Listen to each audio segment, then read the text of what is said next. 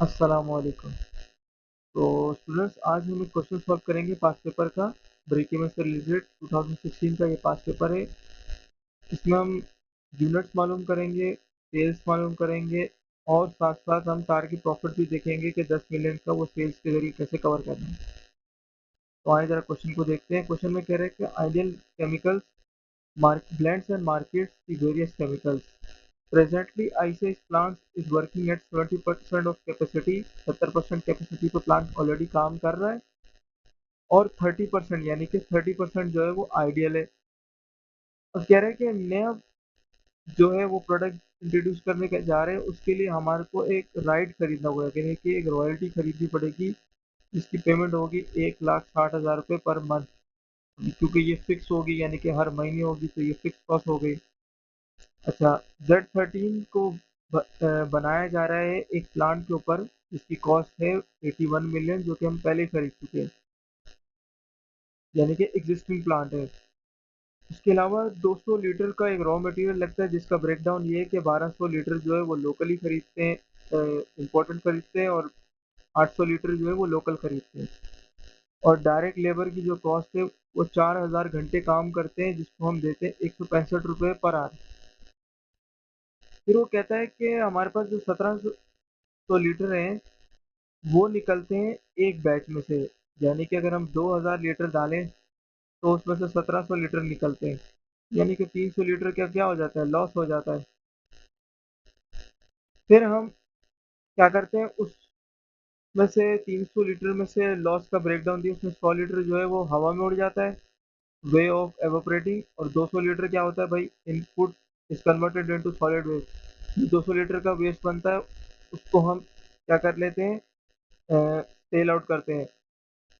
ये लिखा है, the solid waste will be refined and produce by a by product and vexing cost at estimated of 2%। अच्छा, जो 200 litre का waste बनता है उसको भी हम 2% से लॉस हो जाता है, और उसको हम बेचते हैं। कॉस्ट जो हमारी आती है, और सेलिंग आती, कॉस्ट आती है हमारी 250 रुपये, सेलिंग आती है हमारी 400 रुपये। अच्छा, वो कह रहे हैं कि net volume of Z13 will B 1.25 litre, यानी कि एक बॉटल के अंदर 1.25 लीटर का केमिकल आता है। वेरिएबल सेलिंग ओवरहेड है हमारे पास 175 रुपये per unit. The plant is depreciated at 10%। It estimated the production of Z13 will be utilise 20% of the plant capacity. ये कह रहे हैं कि हम प्लांट को 10% से डेप्रिशिएट करते हैं, और प्लांट जो है वो 20% यूज करेगा। एग्जिस्टिंग प्लांट जो है वो 20% कैपेसिटी यूज करेगा Z13 को बनाने की। देखो, अब ये ना ऐसा है कि अगर एक प्लांट चाहे वो 70% पे यूज हो रहा हो, 30% पे यूज हो रहा हो, इससे फर्क नहीं पड़ता, क्योंकि उसके ऊपर डेप्रिसिएशन जो चार्ज हो रहा था वो 100% चार्ज हो रहा था। तो डेप्रिसिएशन चार्ज होने की वजह से कोई भी इंक्रीमेंटल डेप्रिसिएशन नहीं आ सकता। और तो और, जो हम प्रोडक्ट बना रहे हैं Z13, वो 30% की कैपेसिटी पे बनेगा, यानी कि जो 70% की कैपेसिटी है, जो 70% कैपेसिटी पे ऑलरेडी प्रोडक्ट बन रहे हैं, उन्होंने इस प्लांट का डेप्रिसिएशन कवर अप किया हुआ है। तो यानी कि Z13 के हिस्से में कोई भी डेप्रिसिएशन नहीं आएगा। और कह रहा है कि हमारे को एक मार्केट कैंपेन करनी पड़ेगी 3.5 मिलियन की, और हमारा CM रेशियो है 40%। तो इस क्वेश्चन को सॉल्व करते हैं। इस क्वेश्चन को सॉल्व करने के लिए हमारे को वेरिएबल कॉस्ट पर यूनिट चाहिए, और हमारे को फिक्स कॉस्ट चाहिए रुपीस के अंदर। अच्छा, वेरिएबल कॉस्ट के अंदर भी हमारे पास सबसे पहले आता है मटेरियल। एक तो इम्पोर्टेंट मटेरियल है हमारे पास, फिर कुछ है लोकल मटेरियल है।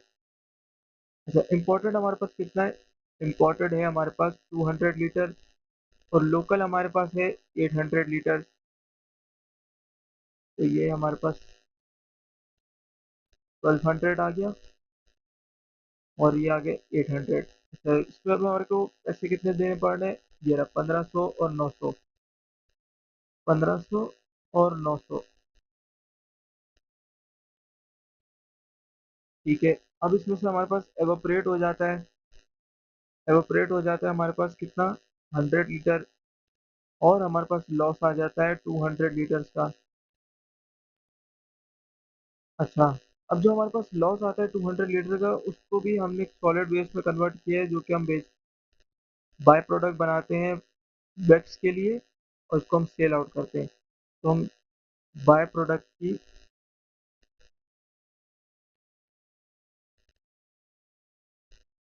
वेस्ट की हम कैलकुलेशन कर लेते हैं।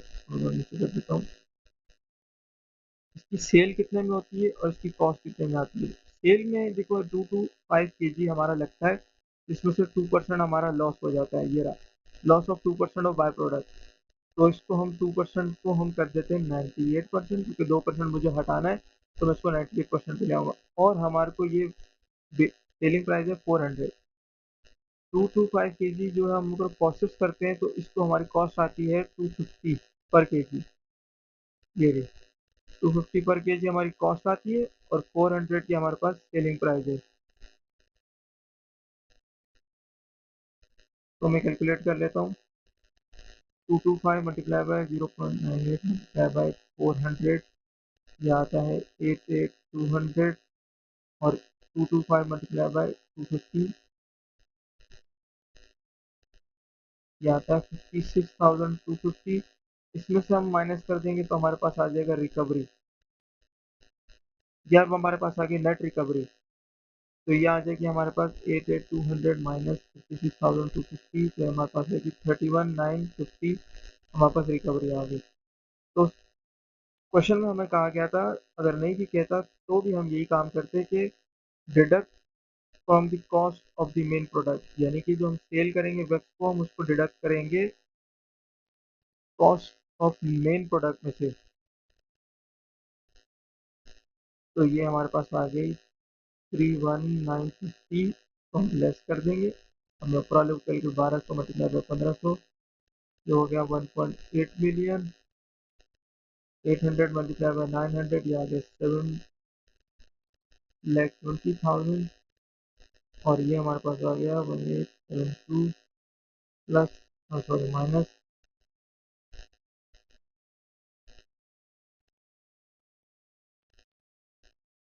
प्लस 7,20,000 माइनस 31,950, ये आ गया 2488,050।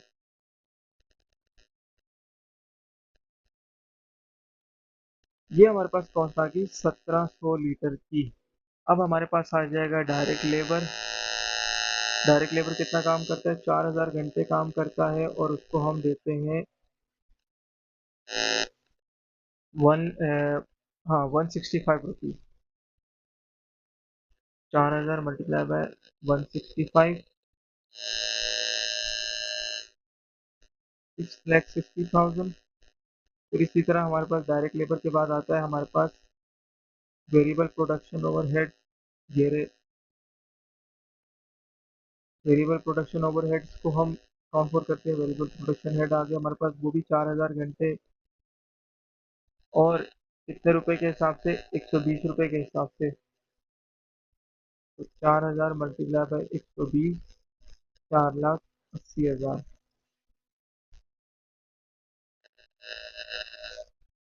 इसी तरह हमारे पास है variable selling overhead. Variable selling overhead variable selling overhead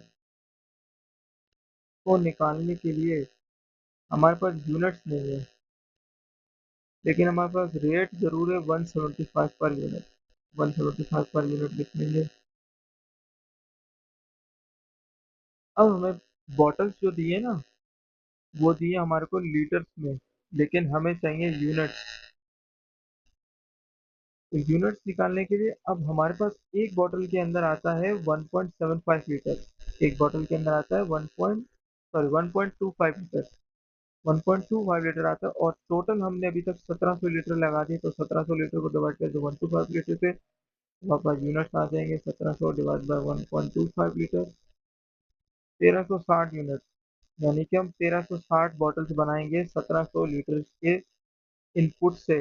इस इनपुट से हमें मिलेगा 1360 रुपये, 1360 बॉटल्स का आउटपुट। 1360 मल्टीप्लाई बाय 175, 238,000, ये हमारे पास आ गए। हम इन सबको टोटल कर ले तो 2488,050 प्लस 6600 प्लस प्लस 238,66050, ये हमारे पास आ गई टोटल वेरिएबल कॉस्ट। लेकिन हमें तो चाहिए पर यूनिट के हिसाब से, तो यूनिट्स हमारे पास है 1360, इनको डिवाइड कर देंगे 1360 से, ये आ गए 2843, ये वेरिएबल कॉस्ट पर यूनिट आ गई। अब चलते हैं हम फिक्स कॉस्ट की तरफ। फिक्स कॉस्ट के लिए हमें सबसे पहले ही लाइन में एक फिक्स कॉस्ट दी हुई है, रॉयल्टी फी।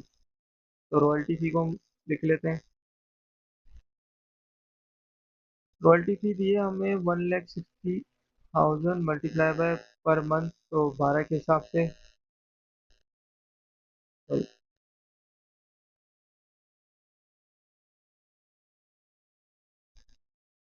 ये आ जाएगा 1,60,000 मल्टीप्लाई बाय 12, 1920,000। फिर हमारे पास आ गई मार्केटिंग कैंपेन, ये मार्केटिंग कैंपेन आ गई 3.5 मिलियन की।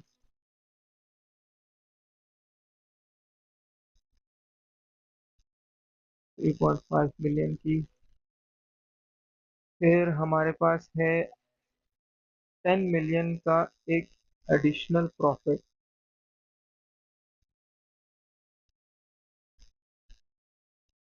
ये भी मैं लिख लेता हूँ। प्रॉफिट टारगेट, ये हमारे पास आ जाएगा जीरो से, ये तो हमारे पास ये रही फिक्स कॉस्ट।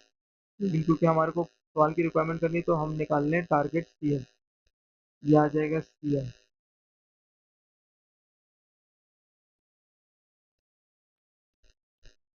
हाँ, प्लस 3.5 मिलियन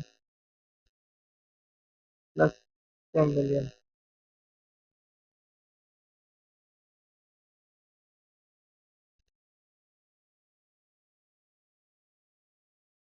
200। अब हमारे पास जो है वो सीएम पर यूनिट नहीं है। सीएम पर यूनिट निकालने के लिए हमारे पास सेलिंग प्राइस भी नहीं है, वेरिएबल कॉस्ट है हमारे पास 2843।